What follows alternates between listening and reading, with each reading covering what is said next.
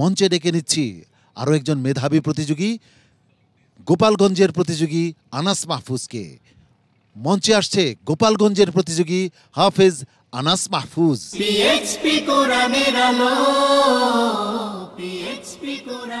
আসসালামু আলাইকুম ওয়া রাহমাতুল্লাহি ওয়া বারাকাতুহু। ওয়া আলাইকুম আসসালাম ওয়া রাহমাতুল্লাহি ওয়া বারাকাতুহু। আউযু বিল্লাহি মিনাশ শাইতানির রাজীম। ওয়াল্লাহু গফুরুর রহিম। আউযু বিল্লাহি মিনাশ শাইতানির রাজীম। বিসমিল্লাহির রহমানির রহিম।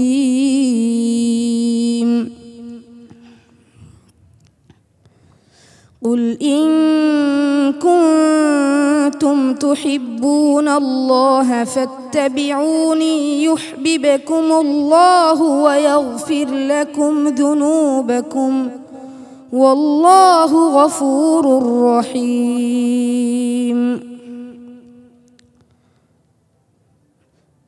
قل أطيعوا الله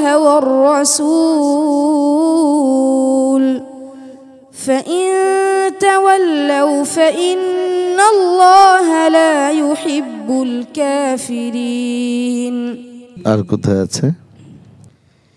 إن الذين آمنوا والذين هاجروا وجاهدوا في سبيل الله أولئك يرجون رحمة الله والله غفور رحيم. আর কোথায় আছে? আর সূরা আলে ইমরান থেকে তুমি একটি বলেছো, আরো একটি আছে না সূরা আলে ইমরানে? বলো। ওয়ালিল্লাহি মা ফিস সামাওয়াতি ওয়া মা ফিল আরদি ইয়াগফিরু লিমান ইয়াশা। কমপ্লিট করো। ولله ما في السماوات وما في الأرض يغفر لمن يشاء ويعذب من يشاء والله غفور رحيم. يا أيها الذين آمنوا لا تأكلوا الربا أضعافا مضاعفة واتقوا الله لعلكم تفلحون. আর কোথায় আছে? আল্লাহু গফুরুর রহিম। ইউরিদুল্লাহু লিয়ুবাইয়িনা লাকুম। والله غفور رحيم. يريد الله ليبين لكم ويهديكم سنن الذين من قبلكم ويتوب عليكم والله عليم حكيم. আর কোথায় আছে? আফালা ইয়াতুবুনা أفلا يتوبون إلى الله ويستغفرونه والله غفور رحيم.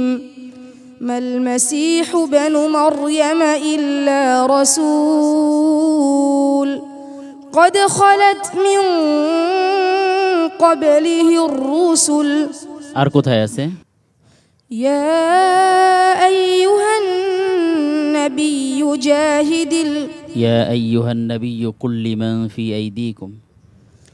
يا أيها النبي قل لمن في أيديكم من الأسرى إن يعلم الله في قلوبكم خيرا يؤتكم خيرا مما أخذ منكم ويغفر لكم والله غفور رحيم. حسبك. صدق الله العظيم.